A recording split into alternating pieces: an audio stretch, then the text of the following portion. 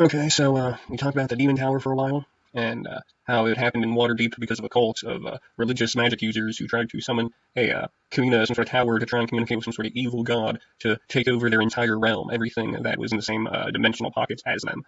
And so the heroes of Waterdeep stopped their plan, and there was a Minotaur in Fall Plate, and he was the man. No, I'm not going to go on like that. Not clever enough. But there was also a satyr bard.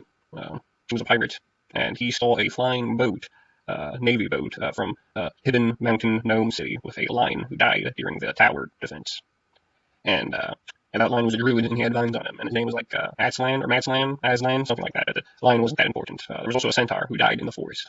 And so a lot of crazy beast creatures that were mostly animal died. There was a centaur ranger and a lion druid. A tiefling ninja died in the mountains fighting a white dragon. And then there were some more drow characters, a couple of halflings that never amounted to anything. But back to the heroes of Waterdeep. The heroes that did survive, two monks, who were originally one person, but got their soul shattered by the Storm King, the Storm Giant, the Storm King, master of the force of Hermanther, but it didn't always used to be that way. And so the Storm King shattered the monk's soul, and then he became two people, and that happened before the story began. And so there were two monks, Bard, that was a satyr, which is a goat man, and Minotaur is a ball human. They have male cow horns. If you don't know, the Minotaur is it's one of the oldest mythological creatures that exist in many cultures and their mythologies for entertainment purposes. Sometimes it's called the Ball of Heaven, or on astrology, Taurus. But anyways, so there was a Minotaur, a goat man, a changeling that decided to stay in the form of a cat person and got the abilities of a cat in the abyss during the tower, and yeah, okay. And at the beginning, there was also a gnome wizard of the tower, but they never really wanted to go up the tower. They just entered the base and saw that they didn't like what they saw. The gnomes spent the first night in the tower and left. And yeah, that's how the Demon Tower went. And after that, everyone was really powerful because they fought so many mages with a lot of loot, and they were also well known after that. Everyone had heard about all the demons. So while they were climbing the tower, they got exiled to different planes and had to deal with genies and elementals and the hills, the abyss, all those kinds of things in different realms. And they had to find the way back to their own realm in like 12 hours before the spell was completed. That would turn the Imperial realm, their home plane, into the abyss or hell, something like that. And yeah, it's hard to get away from that story. There was also a demon monk in the tower. And where did it go from there?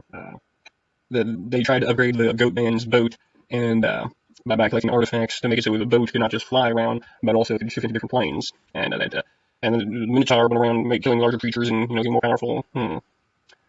Yeah, well, then there was the problem of Storm King, who was previously mentioned, who then resurrected all the wizards that were religious that they had killed and employed them into his service, except for their leader, who he replaced, and there actually turned out to be two more religious wizards that were exiled into another dimension, an interdimensional prison maze, which they were released from the Storm King, a bard gnome that turned out to be a goat demon, and a half-elf, a blonde half-elf that could dual-wield wands, because dual-wielding powerful wands of high quality was a huge advantage, and those two made the cult a lot more dangerous. And the Storm King had a ocean of goblins as minions, just goblins as far as the horizon in all directions, and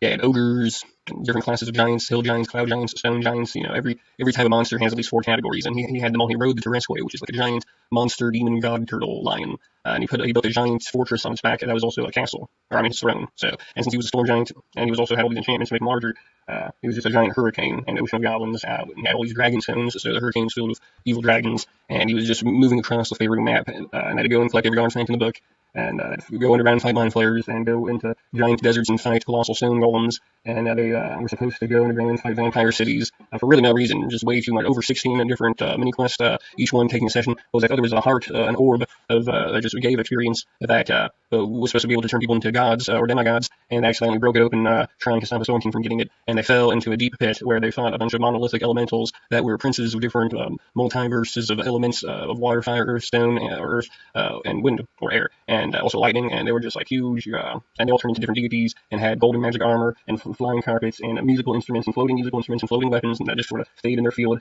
and they were just flying around as gods, fighting primordials and waves of primordials with enchanted golden armor on, fighting waves of primordials as gods, as god versions of their starting monstrous human starting species, fully evolved Pokemon, and all attacks going off as much of a particle effect in your imagination as you could put out. And then right after that, they left the Cave of Wonders with the orb that could turn people into gods after it needed to build back up its charge, and right then got captured by the Storm King and tortured for several sessions, where I'll be going into it next time, going into detail about how they were in medieval fantasy prison camps as warlords of enemy sides, and what the Storm Giant and his cult of religious wizards were willing to do to them to get information about magic items of consequence. And we'll be going into that next time, as they plan their escape from the fantasy prison camp.